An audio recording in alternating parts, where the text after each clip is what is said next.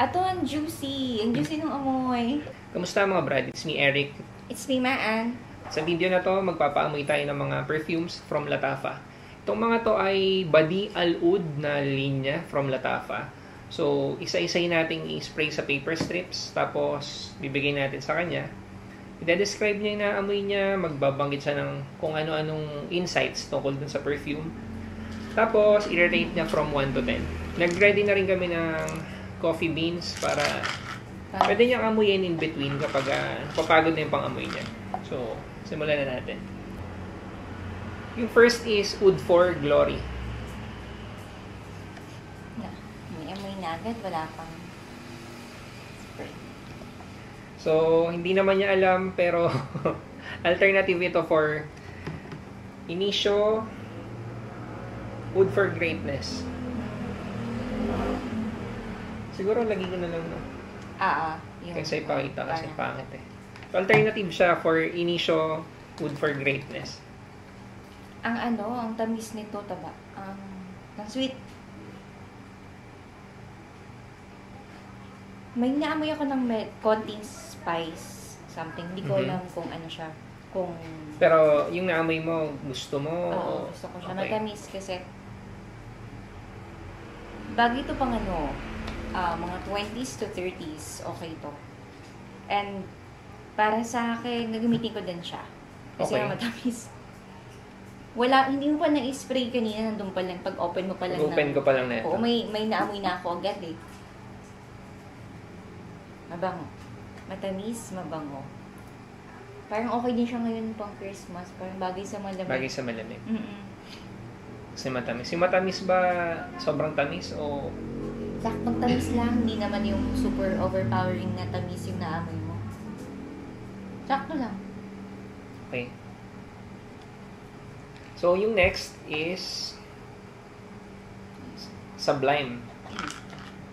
Lagay ka na lang dito kung ano yung parang alternative or yung pinaggayahan o yung kaamoy niya.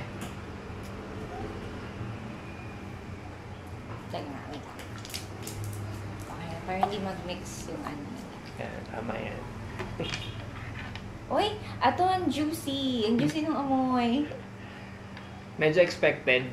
Ang juicy hindi din siya familiar dun sa babanggitin kong perfume. Pero hindi pala ako sigurado, no? So, alternative to sa Eden Juicy Apple ng Kayali Fragrances. Yun yung naamoy ko. Ang juicy. Bakit? Familiar sa yung Alin? Kayali or Kayali? Kayali yata. Hindi. Siguro sila happy. Baka. Diba medyo hype ngayon yung mga Kayali. Ang juicy nito, bagay ito kahit pang babae. Bagay for teenagers, kahit yung mga nasa 30s. May naamoy kang prutas? Oo, may fruits ako naman. Anong prutas? Wait lang. Hindi ko masiscribe kung pero may fruits talaga. Fruity, no? Oo, ang fruity niya. Ang juicy, fruity, ganun yung naamoy ko sa kanya. Hindi ba grapes? Hindi, no? Hindi. Tignan natin. Hindi ko kabisado yung notes niya eh. Pero i-check ko parang hindi naman orange kasi hindi naman ganun ka-citrus yung... Apple, wala. Apple. Kasi nga yung... Oo, apple. Kaya medyo fresh and din siya. Yung Kayali nga na katulad nung scent niya is juicy apple. Ang bango nito. Saan ko to? Pang babae, no? Okay siya for women to. Tingin mo pwede rin sa lalaki? Oo, pwede sa lalaki yan. Bango. But for men ba talaga initially? Marketed for women. Men and women. Lahat okay. to. So, unisex naman. Oo. Okay, pangatlo. Amethyst. To, din. Hype din to nung nilabas kasi alternative siya for Initio. Teka, may kodigo ko. Initio Atomic Rose. Alam mo ba yung Initio? Ano yun? Yung Initio na brand, pagka nadinig yun ng fragment, alam na mahal ka agad yung pabango. So, ganun yun. Hindi ko alam ha. Hindi ko masyadong gusto parang amoy antibiotic yung amoy sa akin. Amoy antibiotic daw. Ginagamit ito.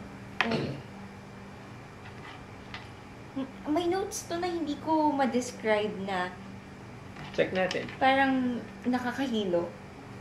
Kakahilo. Medyo. Hindi ko alam kung yung floral ba nito yung amethyst. Minention mo kanina. May florals nga siya. Pero hindi siya ganun ka, hindi siya sweet for me, hindi siya sweet. And hindi rin siya medyo fresh. Or hindi talaga siya fresh yung ano niya, yung dating niya. Feeling ko lang bagay Medyo dark, no? Medyo dark, medyo dark. Hindi ko to, hindi ko to nagagamit. Kumbaga pag-aalis ako, dito sa apat na to, last to sa choices. Hindi hindi ko siya gusto pero siguro hindi ko makuha yung araw na gagamitin ko. Medyo dark yung vibe niya for me. Dark and parang synthetic yung dating sa ilong ko. Okay. Pagka synthetic, ano yung ibig mo sabihin? Chemical something. May chemical, no? May Siguro chemical. may something sharp. Sharp, yep. Okay. Pagod na ilong mo. So I can smell better. So yung last, definitely hindi least. Kasi grabe nung nag-hype to. Ano ba yan? Ang price range kasi netong mga to, nasa 1.6. Ganun yung parang baseline na presyo. Nung na-hype to, lumalagpas ng 2.5. Grabe yung drop Ngayon, ng price. kasi ang bilis din maubos natin yan. Ngayon, medyo bumabalik na sa normal. Parang 1.8, 1.9, ganun.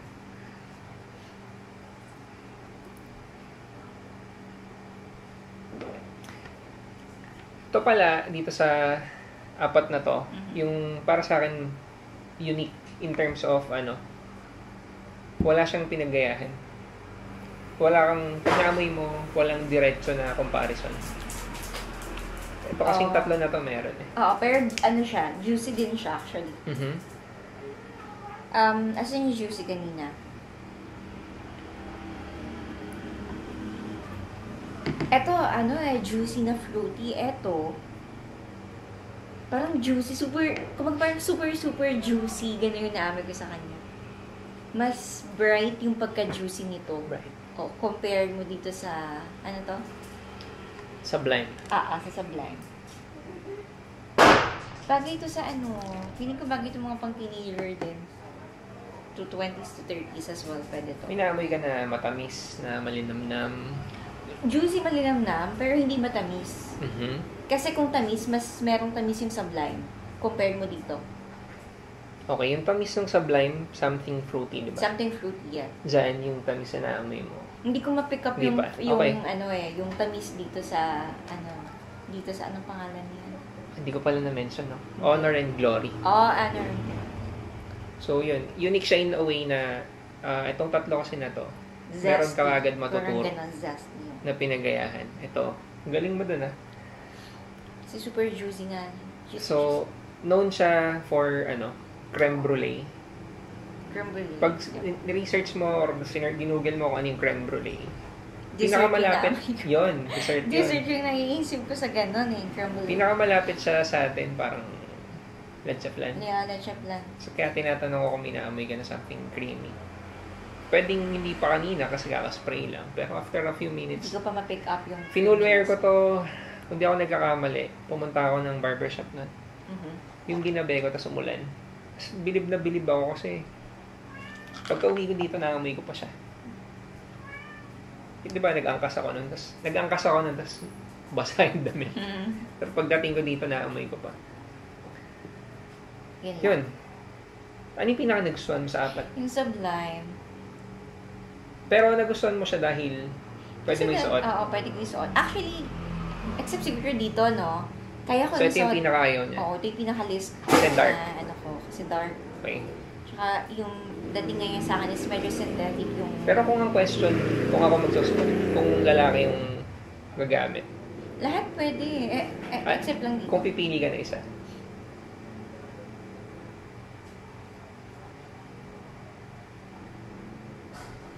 Pipili ako ng isa.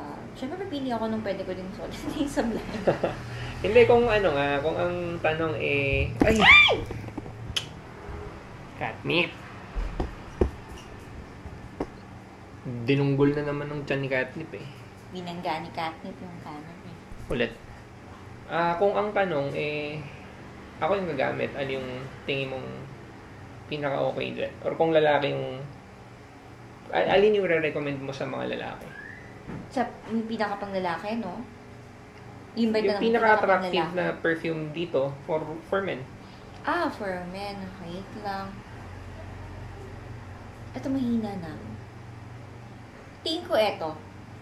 Mas okay siya sa panglalaki kung tatanungin mo. Kasi mas...